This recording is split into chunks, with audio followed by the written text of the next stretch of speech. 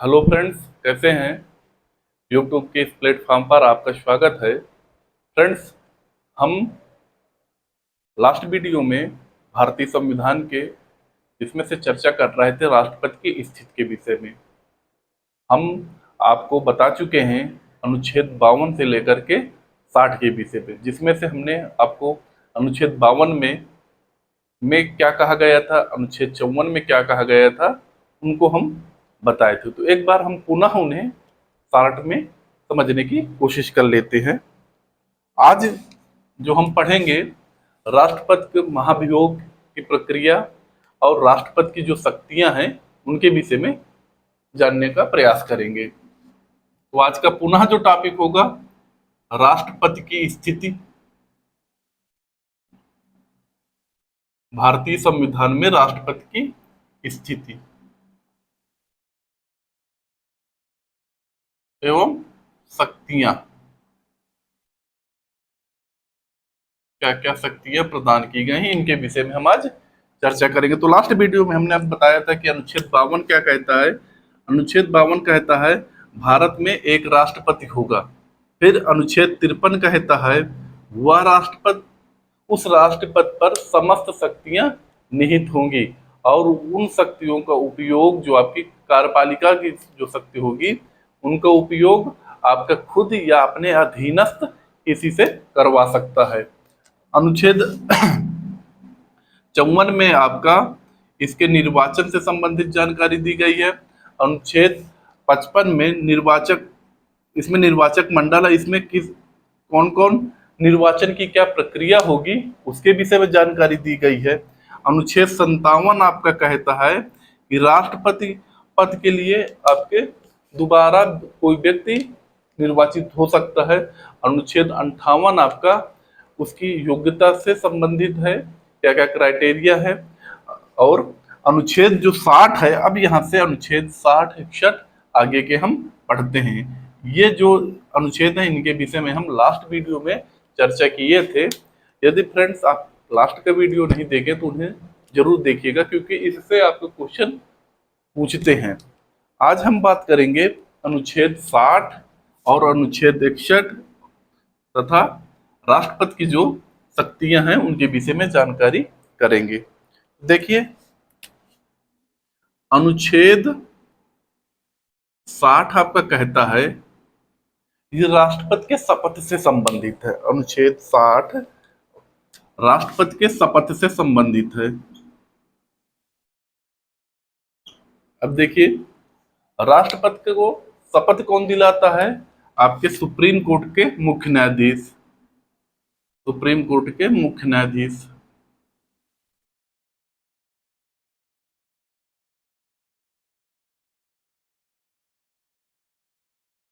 इसके बाद हम बात करेंगे, अब यदि मुख्य न्यायाधीश किसी कारणवश उपस्थित नहीं है तो फिर कौन शपथ दिलाएगा? जो भी सुप्रीम कोर्ट का सर्वोच्च यानी ज्येष्ठ, जो आपके वरिष्ठतम जो न्यायाधीश होगा, वो आपके शपथ राष्ट्रपति को दिलाने का कार्य करेगा। अब बात हम करते हैं अनुच्छेद 61। खूब क्वेश्चन ये पूछा जाता है अनुच्छेद 61। देखिए, इसमें राष्ट्रपति पर महाभियोग की प्रक्रिया होती है। राष्ट्रपति को कैसे हटाया जाए इसकी संबंधित जो जानकारी मिलेगी, इससे संबंधित, वो अनुच्छेद 61 में मिलेगी। तो महाभियोग अब समझते हैं फ्रेंड्स, महाभियोग की प्रक्रिया क्या होती है, क्योंकि इससे क्वेश्चन बनते हैं। देखिए, महाभियोग संसद के किसी भी, पहले तो याद रखिएगा, महाभियोग कब लाया जाता है? राष्ट्रपति पर, कि राष्ट्रपति संविधान का दुरुपयोग कर रहा है, ठीक है ना, इस आधार पर लाया जाएगा। याद रखिएगा, कभी राष्ट्रपति पर भ्रष्टाचार के आरोप पद रहते नहीं लगते हैं। क्यों? क्योंकि राष्ट्रपति जो कार्य करता है, अनुच्छेद 53 के अकॉर्डिंग कहता क्या है, राष्ट्रपति आपका जितनी भी कार्यपालिका शक्ति है वो खुद करता है या किसी दूसरे से करवा सकता है, यानी अपनी नियुक्त कर सकता है। तो आप आगे हम बताएंगे अनुच्छेद आपका 78 में क्या कहता है और अनुच्छेद 74 में कि राष्ट्र जितने भी मंत्रिपरिषद कार्य करता है, कार्यपालिका जितने भी प्रधानमंत्री मंत्रिपरिषद जो कार्य करते हैं, किसके आधार पर कार्य करता है? वो किसके नाम पर? राष्ट्रपति के नाम पर। यानी राष्ट्रपति संसदीय प्रणाली में राष्ट्रपति स्वयं कार्य नहीं करता, वो अपने अधीनस्थ से करवाता है। तो यहाँ पर समझ, इस विषय में हम आगे अच्छे से चर्चा करेंगे। तो महाभियोग की याद रखिएगा, क्वेश्चन पूछा गया राष्ट्रपति पर कभी भी भ्रष्टाचार को लेकर के या किन्हीं अन्य आरोपों के कारण महाभियोग की प्रक्रिया नहीं लगती। महाभियोग की प्रक्रिया संविधान के उल्लंघन के नाम पर ही शुरू होती है। तो होता क्या है, महाभियोग आपके संसद के किसी भी सदन द्वारा लाया जा सकता है। होगा क्या कि उस चाहे लोकसभा से आए चाहे राज्यसभा से आए, लेकिन ये जरूरी है, यदि लोकसभा से आ रहा तो उसका 1/4, राज्यसभा से आ रहा तो उसका 1/4 सदस्य क्या करें? अनुमोदन करें। 1/4 सदस्य क्या करें? अनुमोदन करें।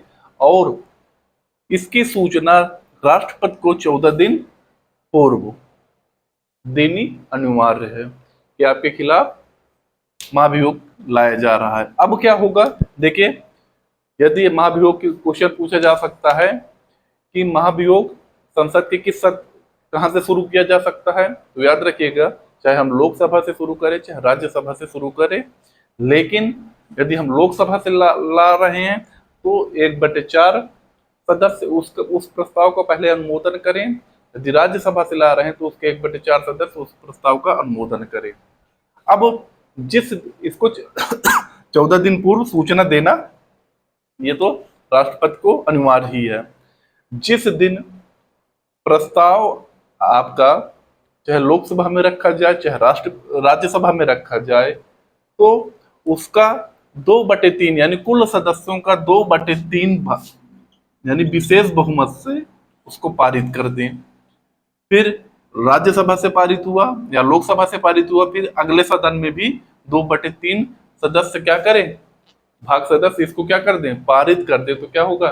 राष्ट्रपति हट जाएगा अपने पद से, उसी दिन त्याग पत्र देगा। एक बार पुनः समझ लेते हैं महाभियोग की प्रक्रिया कि महाभियोग में चाहे राज्यसभा से लाइए चाहे लोकसभा से लाइए, ये आपकी किसी भी सदन से आ सकता है।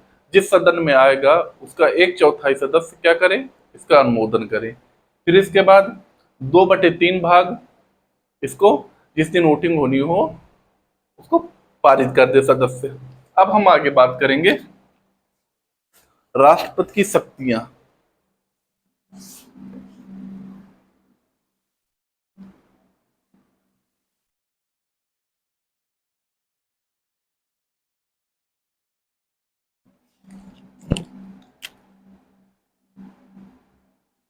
राष्ट्रपति की शक्ति, पहले कार्यपालिका शक्ति,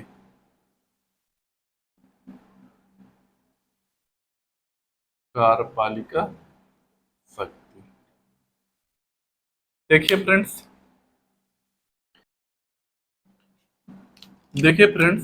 कार्यपालिका शक्ति में राष्ट्रपति की शक्तियां 2 प्रकार की होती हैं। पहले तो होगा आपका, याद रखिएगा, शांतिकालीन शक्तियां, और दूसरा होगा आपातकालीन शक्तियां। आपातकालीन शक्तियां। तो शांतकालीन शक्तियों में कार्यपालिका की शक्ति जो है उसमें क्या है, देखिए, हमने आपको लास्ट कई बार बता चुका है कि अनुच्छेद 53 में कहता है कार्यपालिका की समस्त शक्तियां राष्ट्रपति पर निहित होंगी। राष्ट्रपति अपने अधीनस्थ प्राधिकारियों से संविधान अनुसार कार्य करा सकता है, और समस्त कार्यपालिका के जो कार्य होंगे वो राष्ट्रपति के नाम पर होंगे। अब देखिए, अनुच्छेद 74 क्या कहता है, ये समझ लेते हैं। कार्यपालिका शक्ति में 2 ही अनुच्छेद अनिवार्य है समझना, एक 74 और एक अनुच्छेद 78। ये 2 अनुच्छेद इंपॉर्टेंट है। अनुच्छेद 74 क्या है कि राष्ट्रपति आपके मंत्रिपरिषद का गठन करेगा, और मंत्रिपरिषद का जो सर्वोच्च होगा वो क्या होगा? प्रधानमंत्री होगा। ये अनुच्छेद 74 कहता है, यानी मंत्रिपरिषद का गठन, मंत्रिपरिषद का गठन राष्ट्रपति करेगा अनुच्छेद 74 के अनुसार, और मंत्रिपरिषद का जो प्रमुख होगा वो प्रधानमंत्री होगा। अब देखिए आपके अनुच्छेद 78 क्या कहता है, प्रधानमंत्री का यह कर्तव्य होगा, क्योंकि मंत्रिपरिषद का गठन किया राष्ट्रपति, तो अनुच्छेद 78 क्या कहता है, प्रधान मंत्रिपरिषद का गठन हो गया, और प्राधिकारियों की यदि बात करेंगे तो लोक सेवा आयोग के अध्यक्ष, राष्ट्रीय मानवाधिकार आयोग के अध्यक्ष, और सुप्रीम कोर्ट के जितने मुख्य न्यायाधीश, सुप्रीम कोर्ट के न्यायाधीशों की नियुक्ति, राज्यपालों की नियुक्ति, ये कौन करता है, राष्ट्रपति अनुच्छेद 74 के अकॉर्डिंग ही करते हैं, क्योंकि उसके पास शक्तियां हैं। कहता नहीं कि अपने अधीनस्थ किसी भी या अन्य प्राधिकारियों की नियुक्ति करना। अनुच्छेद 78 क्या कहता है कि प्रधानमंत्री का यह कर्तव्य होगा, ध्यान से समझिएगा, प्रधानमंत्री का यह कर्तव्य होगा कि समय समय पर राष्ट्रपति द्वारा मांगी गई सूचनाओं को प्रेषित करना, यानी प्रधानमंत्री जो राष्ट्रपति सूचना मांगेगा वो प्रधानमंत्री का कर्तव्य होगा कि उन सूचना को राष्ट्रपति को दे। यह अनुच्छेद 78 कहता है। अब इसके आगे हम बात करते हैं कार्यपालिका, अब बात करेंगे हम विधायिका की, विधायिका शक्तियों की।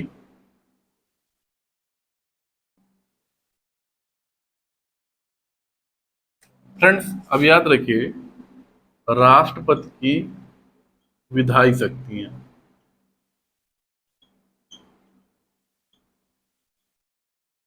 विधायी शक्तियां, देखिए फ्रेंड, पहला तो है आपका अनुच्छेद 85 में कि आपका ये कहता है कि राष्ट्रपति लोकसभा को समय पहले विघटित करने का अधिकार रखता है, अनुच्छेद 85 में, यानी लोकसभा को भंग करने का अधिकार राष्ट्रपति के पास होता है, लोकसभा को भंग करने का अधिकार। लेकिन शर्त क्या है, प्रधानमंत्री की सिफारिश के आधार पर ही राष्ट्रपति लोकसभा को, मंत्रिपरिषद को लोकसभा की क्या कर सकता है, भंग कर सकते हैं। किसकी सलाह पर, आपके प्रधानमंत्री की सलाह पर, और ये किस अनुच्छेद के तहत होता है, अनुच्छेद 85 के तहत। इसके आगे हम बात करेंगे कि अनुच्छेद 87 में प्रावधान दिया गया है कि प्रत्येक, याद रखिएगा, प्रत्येक आम चुनाव के बाद, आम चुनाव के बाद व प्रत्येक वर्ष सत्र प्रारंभ के पहले क्या करेगा, राष्ट्रपति दोनों सदनों को संबोधित करेगा। ठीक है, ये अनुच्छेद 87 में कहता है। फिर इसके बाद अनुच्छेद 108 में यह कहा गया है, यदि किसी साधारण विधेयक पर, याद रखिएगा पूछा जाता है, साधारण विधेयक पर, यह जरूर याद रखिएगा,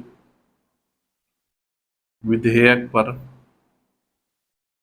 लोकसभा व राज्यसभा दोनों में क्या आपसी तालमेल नहीं खाता, यानी कोई साधारण विधेयक इंपॉर्टेंट है और क्या हो, ये लोकसभा में फेल हो जा रहा है या राज्यसभा में फेल हो जा रहा है, तो होता क्या है, राष्ट्रपति अनुच्छेद 108 का प्रयोग करके दोनों का संयुक्त अधिवेशन बुलाता है। तो क्वेश्चन यहाँ से बहुत ज्यादा इंपॉर्टेंट है, राष्ट्रपति कैसे विधेयकों पर संयुक्त अधिवेशन बुलाते हैं, संयुक्त मतलब दोनों आपसी एक साथ बुलाना, तो वो आपके साधारण विधेयक पर होता है। किस संयुक्त अधिवेशन का प्रावधान किस अनुच्छेद में है, तो वो 108 के अनुच्छेद में है।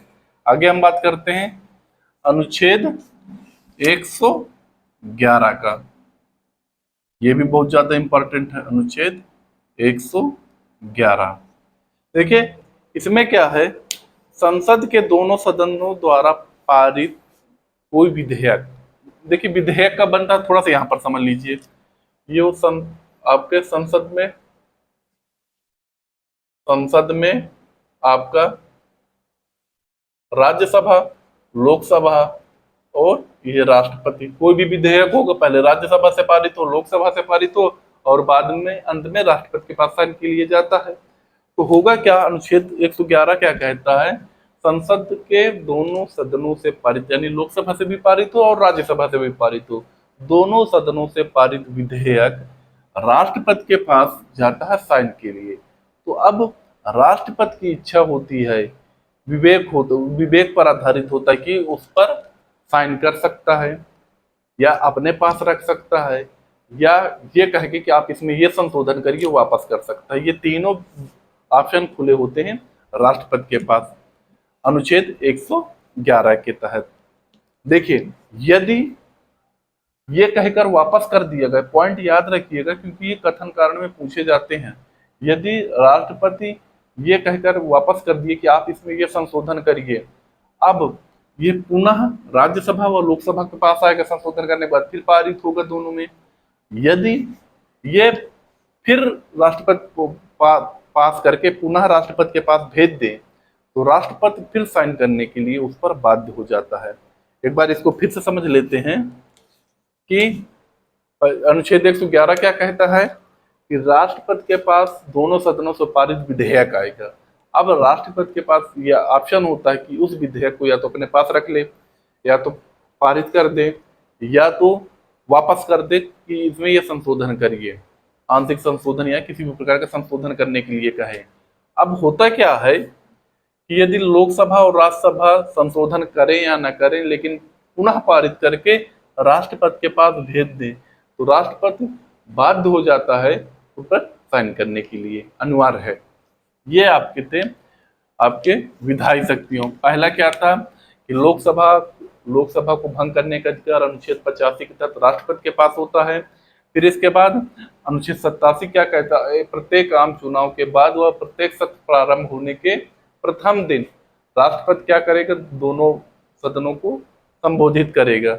अनुच्छेद 108 में क्या कहता है, किसी साधारण विधेयक पर यदि गतिरोध है दोनों सदनों के बीच तो राष्ट्रपति संयुक्त अधिवेशन बुला सकता है। अनुच्छेद 111 क्या कहता है कि आपका संसद के दोनों सदनों द्वारा पारित विधेयक राष्ट्रपति के पास जाता, राष्ट्रपति उस पर विवेक अनुसार निर्णय ले सकता है। तो फ्रेंड्स ये रही राष्ट्रपति की विधायी शक्तियां। आगे हम बात करेंगे राष्ट्रपति की आपकी न्यायिक शक्तियां क्या क्या हैं।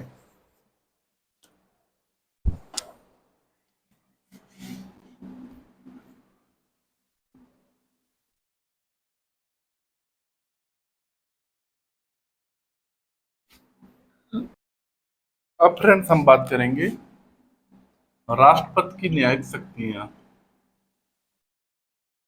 राष्ट्रपति की न्यायिक शक्ति,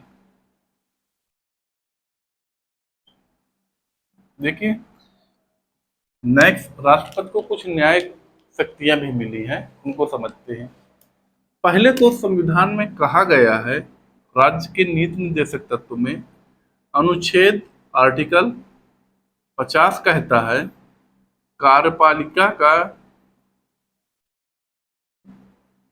न्यायपालिका का कार्यपालिका में किसी भी, यानी दोनों पृथककरण है, न्यायपालिका कार्यपालिका व न्यायपालिका पृथक आपस में अलग अलग है।